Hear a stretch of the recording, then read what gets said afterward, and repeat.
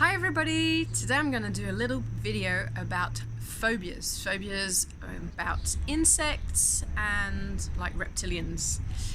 So why this video? It's because I've been through this. I was petrified as soon as I would see a spider. And not comfortable when I'd see like a cockroach or a snake.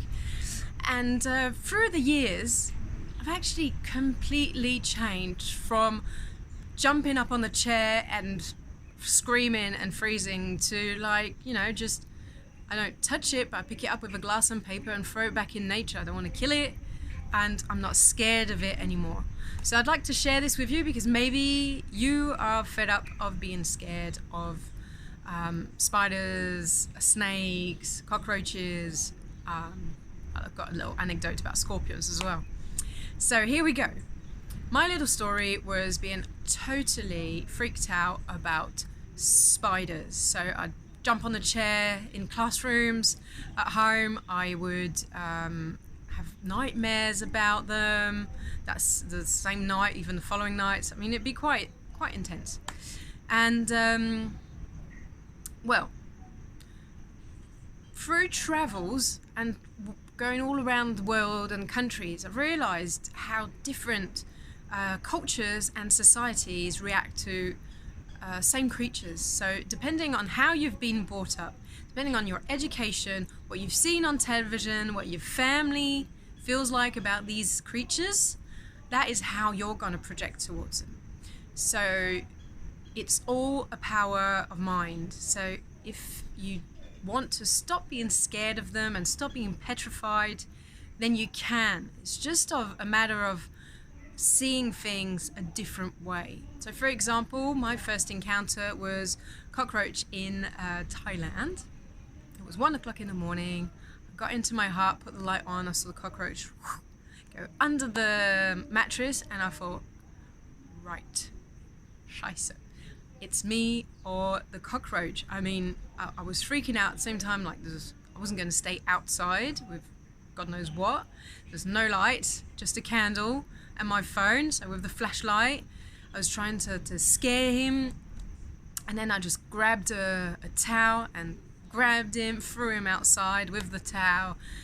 And that was my first encounter of, well, I need to do something about it. I can't just like, and what am I going to do?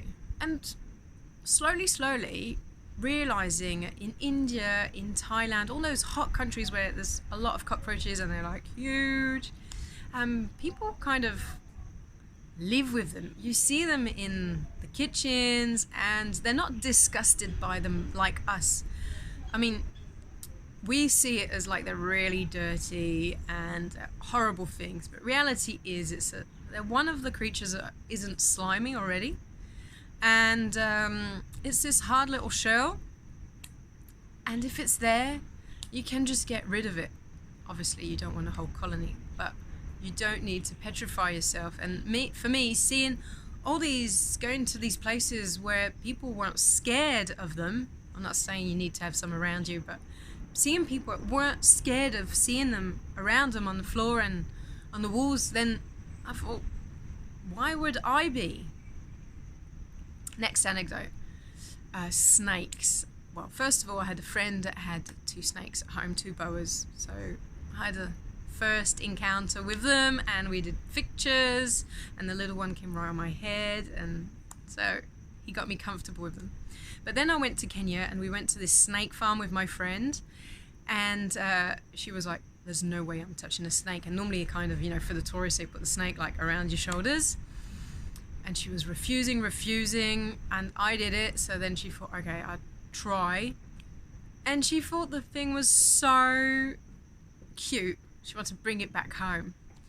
So from being, I mean, it was a small one. She knew it didn't have any venom and everything.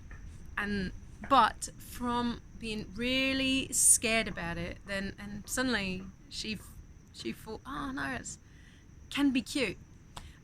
Here in Mexico, we found a big boa at the entrance, and I think his baby, it's sleeping in the garden.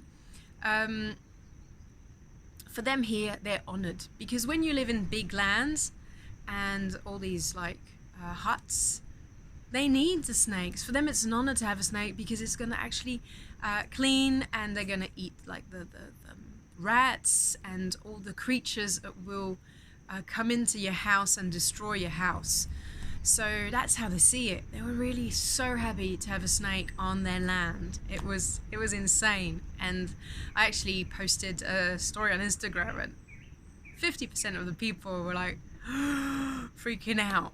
But reality is, it's just there on the tree, hardly moving. You know, just move to go and eat something. It's obviously not going to eat you. It's too small. So voilà. Third encounter. This is why I'm doing the video here, because I've just had all these experiences.